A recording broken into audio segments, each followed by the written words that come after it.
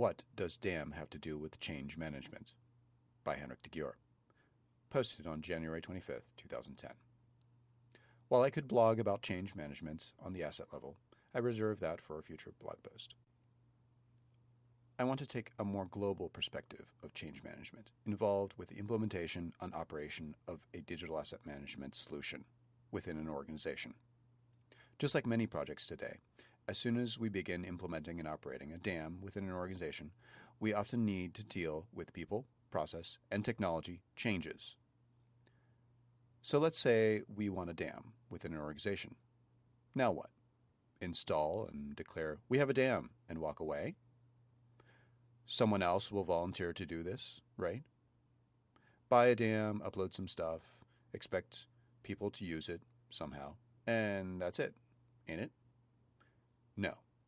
Back up unless you want another solution to collect dust, otherwise known as a shelf baby. There is a fundamental shift which needs to occur within an organization as soon as we realize we need to implement a DAM, where we will need to deal with changes to people, process, and technology.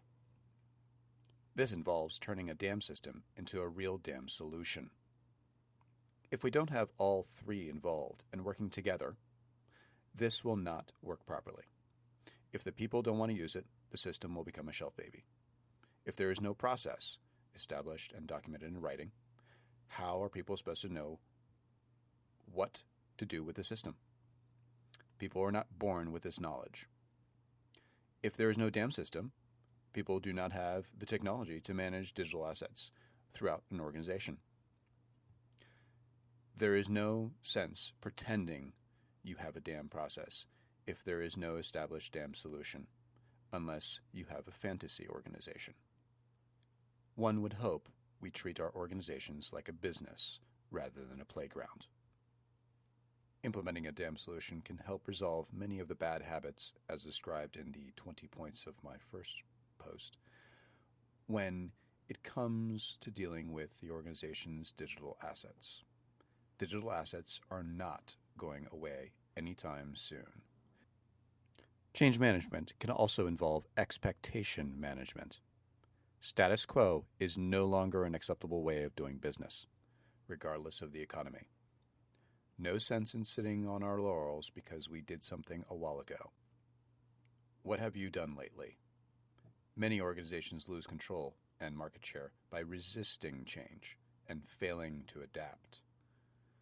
It is your choice to adapt in one of three ways: a proactive manner, a reactive manner, or ignoring it and hoping it will go away, like mobile phones and computers. This is the best way to become a dinosaur. What could this change with a DAM solution look like? For people, this involves the following. Before changes, environments tend to be closed and people tend to be isolated. After the change, it tends to be an open environment with much more collaboration amongst the people. Lacking communication changes to easier communication. Slower delivery suddenly becomes rapid delivery. Localized thinking and action suddenly can become globalized thinking and action. Coveting my assets turns into sharing our assets. My budget can turn into a chargeback system for use across the organization. Endless meetings could turn into fewer meetings using DAM lightboxes. Fear of losing control turns into empowering by engaging and sharing. Already knowing it all can turn into willing to learn new things regularly. For those of us using social media, this may already sound familiar. The mindset of having my assets versus our assets is similar to sharing. After all, we work for an organization. What we create, i.e., digital assets, while working for that organization, is often owned by the organization. So those are in fact our assets, not my assets. Sharing is good. Otherwise, no one knows these assets exist, even within an organization. As for process, this may involve the following. Before change, pick the cheapest technology available, then find out how we can conform to the technology's needs. Fragmented training with inadequate documentation presented once. What does this make sense? After change, picking a technology which meets our business needs first, then the budget for it. Training with supporting documentation available online. Eventually, individualized views of workflow suddenly become standardized and documented workflow based on roles across the organization. Difficult to budget projects suddenly become easily reportable projections for budgets per project. Difficult and time-consuming to find assets suddenly becomes easily and quickly found assets. The I don't know where it is scenario becomes quickly know what we have available. Liability to reuse becomes easier to reuse due to documentation on a per asset level. Rights and permissions that are unknown suddenly become accessible and legible. Subjective processes become objective processes. As for technology, this may involve, before change, we conform to technology, unknown duplication of assets. After the change, technology conforms to our business needs, reduced duplication of assets via checksums. Different applications and versions of software per employee can eventually change to uniform sets of applications and consistent versions of software per role.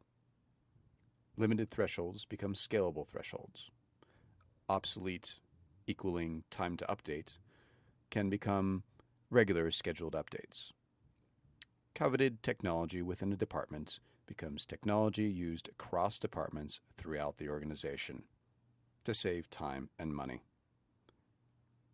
How do we manage change? To paraphrase Peter Drucker, we cannot manage change if we do not measure change. Find out what is improving and what still needs to be improved. When you have a dam and use it, run reports from the dam regularly, yearly, quarterly, monthly, weekly, or more often. Filter reports and analyze for factors regularly, measuring results for each factor. Establish metrics or common measures for use as reference.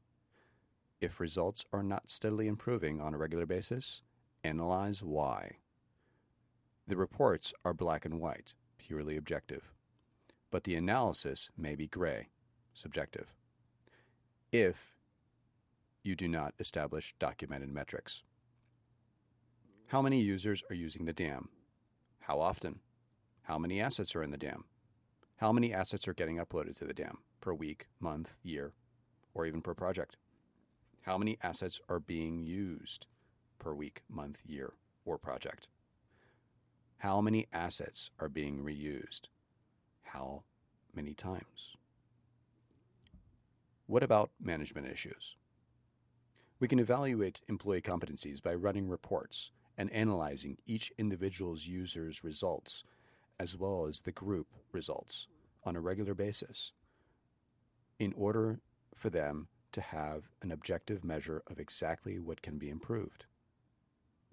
Technical competencies are a must within each role and function, but training is often needed to keep up to date with new software versions, so budget the time for employee training.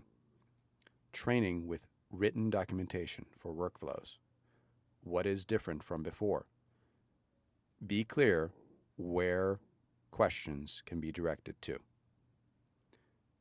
Weigh the options on a weekly report over weekly meetings with management. Live 360-degree feedback and candor can be very valuable during times of change, which are more frequent nowadays.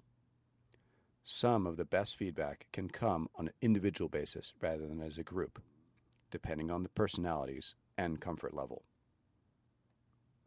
Not everyone will embrace nor accept change overnight. Recognize the issues by listening and finding resolution in order to increase user adoption. Sometimes users will not be suitable for this type of work and may need to be reassigned, or sometimes even shown the door, if they are unwilling to change with the organization. They demonstrate being a hindrance to results, regularly fail to meet the objectives in a timely manner when given adequate support. If needed, find the links between the DAM reports results per user, measure their individual ROI, and add it to an objective factor in their performance reviews for every DAM user. Management, as well as stakeholders, should be proponents and be model examples to changes. How do we apply change management? Awareness. Why is the change needed? Document issues and feedback. Desire. To support and participate in change. Involvement and leadership is needed. Knowledge of how to change. Plan, document, train, and share openly. Ability. To implement new skills and behaviors along with the time and budget needed. Provide training and documentation and have continued support available. Reinforcement. To sustain the change. Provide support, reports, and governance. Acknowledgement. Recognize top performers within their roles regularly. Point out key successes and results as goals for others. Charles Darwin said, "In the struggle for survival, the fittest will win out of the expenses of their rivals, because they succeed in adapting themselves best to their environment." In the context of DAM, it is not the strongest who survive, but rather the ones who best adapt to change. How do you manage change and DAM in your organization? For more on digital asset management and other topics, log on to anotherDAMblog.com. Thanks again.